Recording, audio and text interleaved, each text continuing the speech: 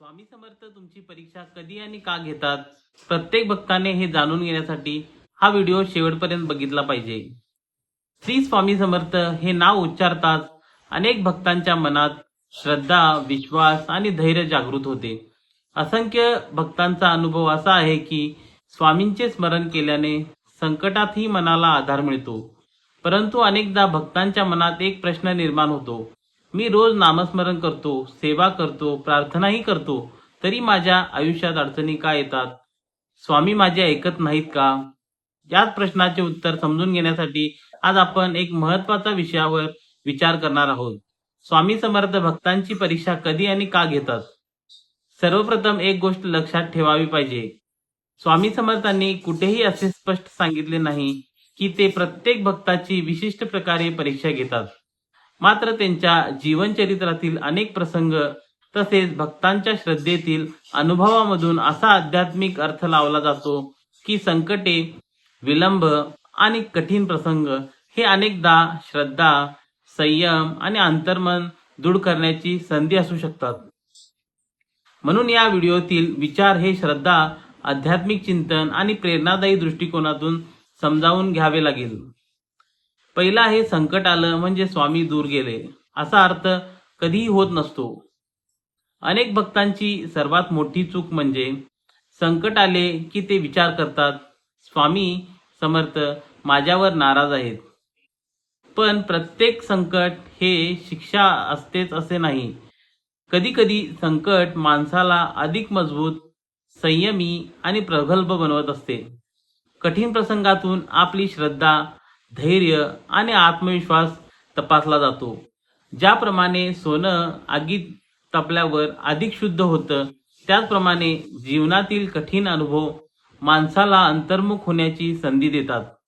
अनेक भक्त अशा प्रसंगांना स्वामींच्या कृपेने स्वतःमध्ये बदल घडवून आणण्याची प्रक्रिया मानतात. दुसरा आहे, स्वामी भक्तांना कायम संयम शिकवतात. आजच्या काळात प्रत्येकाला सर्व काही लगेचच हवे असते.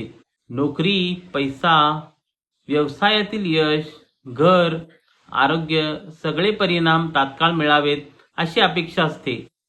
पण जीवनात प्रत्येक गोष्टीची योग्य वेळ असते. जेव्हा प्रार्थनेचे उत्तर लगेच मिळत नाही, तेव्हा काही भक्त याला श्रद्धेची परीक्षा मानतात. अशा काळात प्रश्न असा असतो, आपण केवळ इच्छा पूर्ण व्हावी म्हणून भक्ती करतो की स्वामीवर निस्वार्थ विश्वास ठेवतो? संयम हा आध्यात्मिक जीवनातील महत्त्वाचा गुण आहे. तो वाढवण्यासाठी वेळ आणि अनुभव दोन्ही लागतात. तिसरा आहे, भक्ती स्वार्थासाठी की प्रेमासाठी? आपण स्वामींचे तिसरा आहे, भक्ती स्वार्थासाठी की प्रेमासाठी? आपण स्वामींचे नामस्मरण का करतो? फक्त आपल्या इच्छा पूर्ण व्हाव्यात म्हणून, की स्वामीवरील प्रेम, कृतज्ञता आणि श्रद्धेमुळे करतो? हा विचार प्रत्येक भक्ताने स्वतःला विचारलाच हवा. निस्वार्थ भक्ती म्हणजे परिस्थिती अनुकूल असो वा प्रतिकूल स्वामींचे स्मरण कायम ठेवणे. अनेक संतांनी यालाच खरी भक्ती असे म्हटले आहे. चौथा आहे, संकटातही श्रद्धा टिकवणे. सुखाच्या काळात भक्ती करणे तुलनेने सोपे असते, पण जेव्हा आयुष्यात अडचणी येतात तेव्हा श्रद्धा टिकवणे अधिकच कठीण असते. अनेक भक्त सांगतात की अशाच कठीण काळात त्यांना स्वामींच्या नामस्मरणातून मानसिक बळ मिळाले. संकट संपण्यापूर्वी मन शांत होणे, धैर्य वाढणे आणि योग्य निर्णय घेण्याची क्षमता निर्माण होणे, यालाही अनेक जण स्वामींचीच कृपा असे मानतात. पाचवा आहे, योग्य वेळेची प्रतीक्षा. कधी कधी आपण ज्या गोष्टीसाठी प्रार्थना करतो ती लगेचच पूर्ण होत नाही. त्याला विलंब लागतो. याचा अर्थ ती कधीच पूर्ण होणार नाही असा नसतो. जीवनात काही गोष्टी योग्य वेळ आल्यावरच घडतात. या काळात निराश न होता प्रयत्न, प्रार्थना आणि सकारात्मकता कायम ठेवणे हे महत्त्वाचे असते. यावरून आपण निष्कर्ष काढू शकतो, स्वामी समर्थावरील श्रद्धा म्हणजे फक्त चमत्काराची अपेक्षा नव्हे, ती संयम, विश्वास, प्रामाणिक प्रयत्न आणि अंतर्मनातील शांततेचा प्रवास आहे. जर आपण आज तुमच्या आयुष्यात कठीण काळ सुरू असेल तर तो स्वतःला अधिक सक्षम बनवण्यासाठी संधी म्हणून पाहण्याचा प्रयत्न करा.